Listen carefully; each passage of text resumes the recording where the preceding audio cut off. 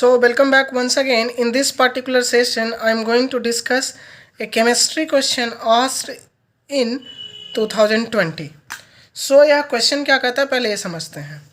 कहता है the standard enthalpy of a reaction in kilojoule per mole for obtaining 3 moles of hydrogen from atomic hydrogen gas that is known as atomic hydrogen gas phase.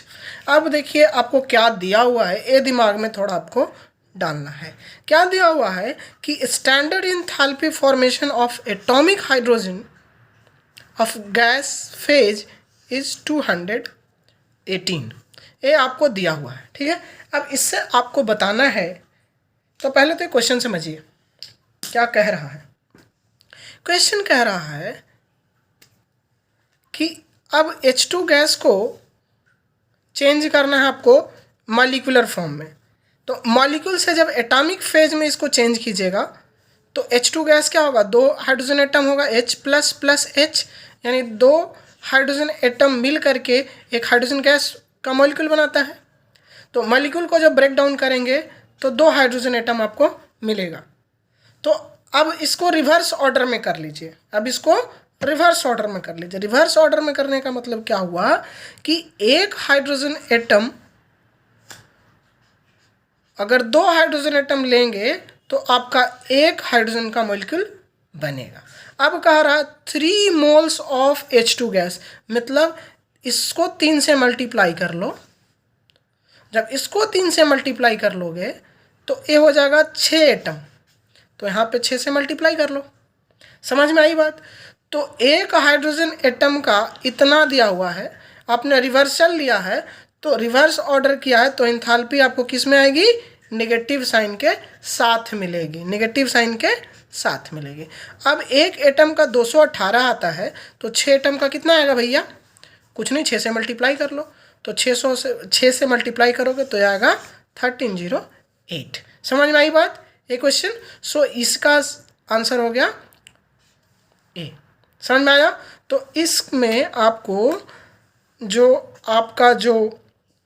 Atomic hydrogen gas phase में जो आपका 3 moles जो इसका answer हो गया वो ये हो गया. समझ में आई बात.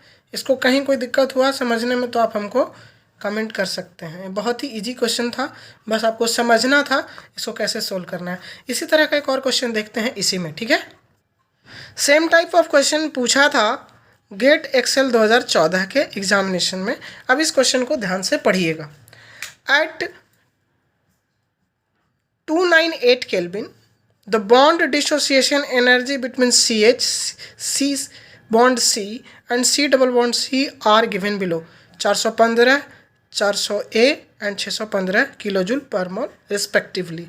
The enthalpy of atomization of carbon is this, है ना, और हाइड्रोजन का ये दिया हुआ है. ठीक है. So heat of formation of naphthalene आपको बताना है. ठीक है, एकदम सेम क्वेश्चन है. इसको समझने के लिए आपको थोड़ी सी चीज़ समझनी पड़ेगी, उसको हम थोड़ा देखते हैं. ठीक है, चलिए. तो इसको देखने के लिए पहले हम नेफ्थालीन के स्ट्रक्चर्स को देखते हैं. ठीक है, यहाँ पे ध्यान से देखिएगा. आपको हम कोशिश कर रहे हैं ठीक से समझाने की. यहाँ पे आप देखिए फ्रेश. ठीक है, नेफ्थालीन में 1 carbon, 2 carbon, 3 carbon, 4 carbon, 5 carbon और 6 कार्बन. और इधर लीजिए 1, 2, 3, 4. ठीक है. अब यहाँ पे एक बॉन्ड, यहाँ पे एक बॉन्ड, यहाँ पे double bond, single bond, double bond, ये हुआ सिंगल बॉन्ड. ये यहाँ से आप डालो double bond, single bond, double bond, single bond and double bond. ठीक है, ये बेसिक स्केलेटन हुआ. ठीक है, ये नेफ्थालीन का बेसिक स्केलेटन है. अब हम आपको हाइड्रोजन देने के लिए सिखा रहे हैं. हाइड्रोजन गिनिए कहाँ कहाँ, 1 2 3, यहाँ पे 1 दे देंगे तो 4, 1 2 3, यहाँ पे 1 दे देंगे तो 4, 1 2 3, यहाँ पे 1 हाइड्रोजन देंगे तो 4, 1 2 3, यहाँ पे दे देंगे एक हाइड्रोजन तो 4, एक कार्बन 4, एक कार्बन 4, ये दोनों तो ऑलरेडी बैलेंस्ड हैं, है ना, तो एक कार्बन बैलेंस्ड है। आगे बढ़ जाए, 1 2 3 4, 1 2 3 4। आप कहेंगे हाइड्रोजन क्यों हम ऐसे आपको आसानी से लिखवा रहे हैं, क्योंकि आपको इसका समझ आएगा जब हम इसको सोल्व करेंगे क्वेश्चन को। तो नेफ्थालीन में आप बताइए कितना CH बॉन्ड है, 1 2 3 4 5 6 7 एंड 8। समझ में आई? तो C और H का जो बॉन्ड है वो कितना है, 8 है। अब देखते हैं C सिंगल बॉन्ड C और C डबल बॉन्ड C कितने बॉन्ड्स हैं। अब गिनिए, सिंगल बॉन्ड खोजिए कितने हैं। अब दूसरा ले लेते हैं ताकि आपको ढूंढने में आसानी हो। सिंगल बॉन्ड C ए वाला हम ढूंढ रहे हैं, गिनिए 1 2 3 4 5 6। कितने सिंगल बॉन्ड मिले, 6 सिंगल बॉन्ड हमें मिले हैं। आपको और कहीं मिल रहा है सिंगल बॉन्ड? नहीं, तो C सिंगल बॉन्ड C 6 मिले। अब खोजिए C डबल बॉन्ड C कितने मिलते हैं, देखिए 1 2 3 4 5, तो C single bond C double bond C मिल रहे हैं 5।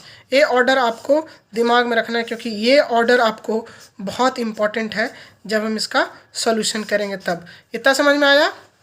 अगर नहीं आया तो फिर से इसको अपने कॉपी पे वीडियो रोक करके यहाँ पे आप कर सकते हो, ठीक है। चलिए वापस आ जाइए सॉल्यूशन पे। अब आप क्वेश्चन ध्यान से पढ़िए और फिर वापस लौटिए। यहाँ पे क्वेश्चन कह रहा है कि C single bond CH C double bond, देखिए C सिंगल बॉन्ड इसका दिया हुआ, इसका दिया हुआ, इसका दिया हुआ है। जो CH का दिया हुआ है यहाँ पे 415 किलो जूल पर दिया हुआ मोल, और ये इतना दिया, ये इतना दिया, ये सब तीनों को लिख लीजिए, जोड़ लीजिए। अब ये आ रहा है 8459 इतना किलो जूल पर मोल। तो नेफ्थालीन बनाने के लिए ये लगा, ठीक है। ये हुआ मॉलिक्यूलर फॉर्मूला, ये मॉलिक्यूल्स के लिए, मॉलिक्यूलर फॉर्म के लिए। अब एटमाइजेशन के लिए आपको कार्बन और हाइड्रोजन का दिया हुआ है। कितने कार्बन यहाँ पे है, तो 10 कार्बन है, हाइड्रोजन 8 लगे हैं इसमें। आप देख लीजिएगा जब नेफ्थालीन का स्ट्रक्चर पढ़ेगा तो यहाँ पे 10 कार्बन है और 8 हाइड्रोजन है। हाइड्रोजन कहाँ कहाँ लगा हुआ है मैंने आपको गिनाया भी है, ठीक है। तो अब इसको जो हाइड्रोजन का यहाँ पे दिया हुआ है 218 ऑलरेडी पहले भी आपने देखा था पिछला क्वेश्चन में, और यहाँ पे कार्बन का इतना किलो जूल पर मोल दिया हुआ है। तो कार्बन ए है, इसको ए मल्टीप्लाई कर लो, ए मल्टीप्लाई कर लो, तो ए बिकॉज एटमाइजेशन ऑफ एनर्जी है, क्योंकि रिवर्सेबल रिएक्शन है, ठीक है, फेवरेबल रिएक्शन है, इसलिए यहाँ पे वैल्यू जो आएगा वो निगेटिव में आएगा।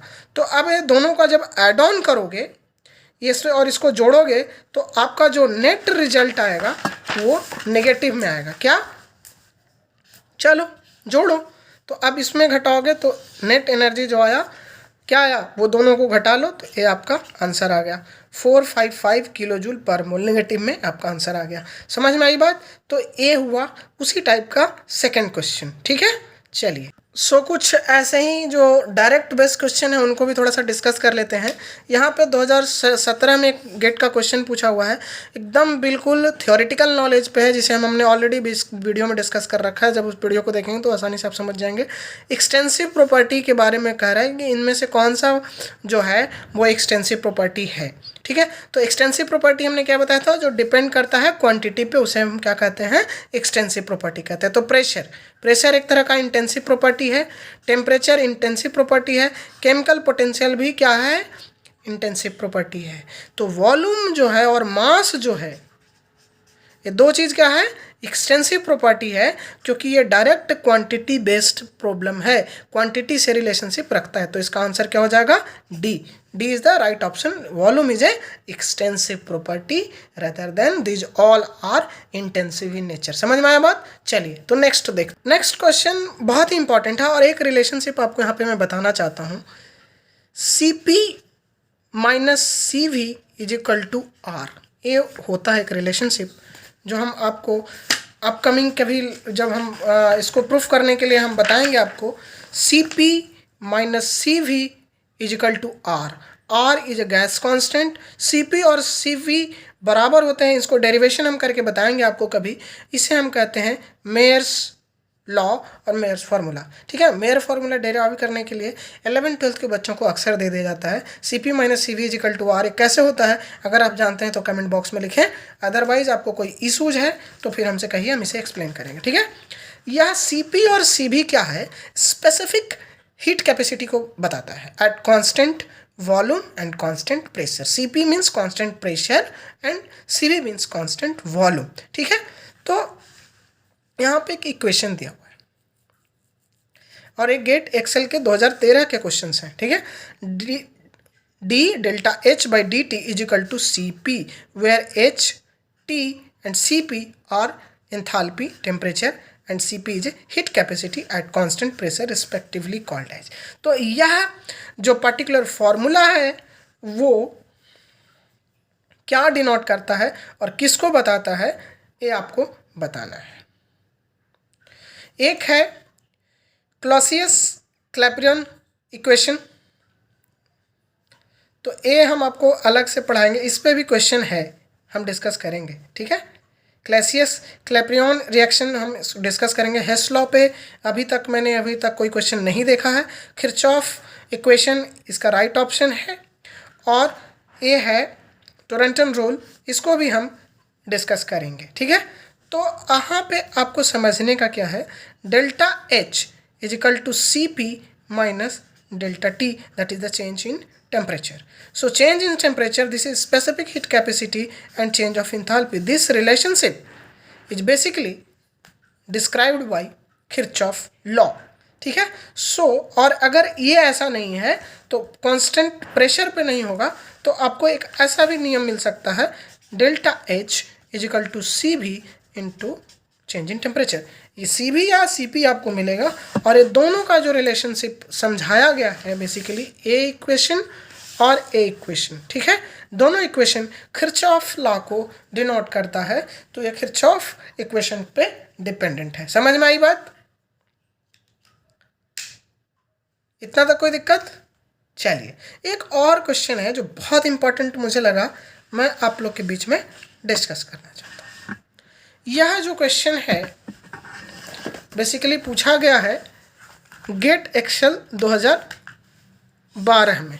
ठीक है, कहता है the value of ionic product of water change with temperature, it is 10 to the power 14 minus 14 at 25 degree centigrade and 1 into 10 to the power 13 into 60 degree temperature. The correct statement with respect to delta H and delta S.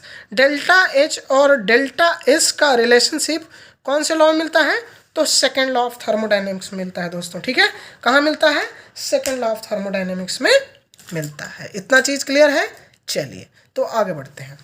ठीक है, अब ये कुछ options दिए हैं, delta H is negative, delta S is negative, delta H is positive, delta S, so ऐसे कुछ relationships दिए गए हैं आपको। ठीक है, तो डेल्टा एच नेगेटिव और डेल्टा एस पॉजिटिव होता है तो रिएक्शन क्या होता है, फेवरेबल होता है, और यह रिएक्शन फेवरेबल है कैसे, हम आपको समझाने की कोशिश करते हैं। इसको ऑलरेडी हम डिस्कस कर चुके हैं, फिर भी हम इसको यहाँ पे फिर से डिस्कस करते हैं। 20 डिग्री सेंटीग्रेड पर आप देख रहे हैं कि डिसोसिएशन पैटर्न क्या है, 20 डिग्री सी पर डिसोसिएशन पैटर्न क्या है, 1 into 10 to the power this, और 60 डिग्री टेम्परेचर पर डिसोसिएशन बढ़ जा रहा है।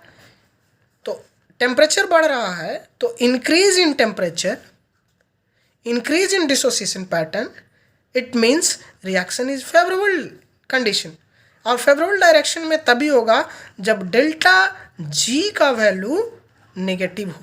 नेट नेगेटिव जब तक नहीं होगा तब तक कोई रिएक्शन फेवर कर ही नहीं सकता है, according to second law of thermodynamics. ठीक है, तो आपको डेल्टा जी क्या रखना है, दिमाग में नेगेटिव रखना है। और फिर इस इक्वेशन को ध्यान से देखिए जहां हमने डिस्कस किया था, डेल्टा जी तभी नेगेटिव होगा या तो डेल्टा एच ऑलरेडी नेगेटिव हो, यहाँ पे डेल्टा एस अगर पॉजिटिव होता है तो नेट यहाँ से जब ए माइनस लेगा तो ए नेगेटिव हो जाएगा, तो डेल्टा एस नेगेटिव होना चाहिए और डेल्टा एस पॉजिटिव होना चाहिए ताकि नेट नेगेटिव हो जाए यहाँ जाके, और डेल्टा एच नेगेटिव होना चाहिए। तो एंथैल्पी नेगेटिव और चेंज इन एंट्रोपी पॉजिटिव होगा तब रिएक्शन डेल्टा जी क्या होगा, पॉजिटिव होगा, रिएक्शन फॉरवर्ड डायरेक्शन में बढ़ेगा और रिएक्शन हो पाएगा। तो delta H negative and delta S positive होगा तो रिएक्शन फॉरवर्ड डायरेक्शन में मूव करेगा। क्यों करेगा, बहुत अच्छे से समझाया है यहाँ पे। अगर किसी को कोई दिक्कत होता है तो समझो, दिमाग में रखना है कि ए वाला जो वैल्यू है हमेशा नेगेटिव हो। नेगेटिव तभी होगा जब ए नेगेटिव है तो ऑलरेडी नेगेटिव हो गया, इतना छोड़ कितना देखो, ये अगर नेगेटिव तो डेल्टा जी नेगेटिव आएगा कि नहीं, क्योंकि ये नेगेटिव ही चाहिए हमें। और अगर यहाँ पे पॉजिटिव है तो पॉजिटिव नेगेटिव क्या हो जाएगा, नेट नेगेटिव ही मिलेगा। तो यहाँ पे अगर डेल्टा एस पॉजिटिव होगा और डेल्टा एच नेगेटिव होगा तो नेट जो चेंज इन एनर्जी है, जो गिव्स फ्री एनर्जी है, वो क्या होगा, नेगेटिव होगा। इसीलिए रिएक्शन क्या होगा, फॉरवर्ड डायरेक्शन में फेवर करेगा। समझ में आई बात? तो thank you so much for watching this part. See you soon into the next part with some other videos and some other numerical problems. So कैसा लगा ये ज़रूर कमेंट कीजिए, बताइए। हम भी बहुत मेहनत कर रहे हैं आप लोगों के लिए, कॉपी कलम सब लेकर के कोशिश कर रहे हैं कुछ बता दें, क्योंकि एग्जामिनेशन सर पे है और हमें आपको मदद करना बहुत अच्छा लगता है। ठीक है, तो thank you so much for watching this part. See you soon into the next part.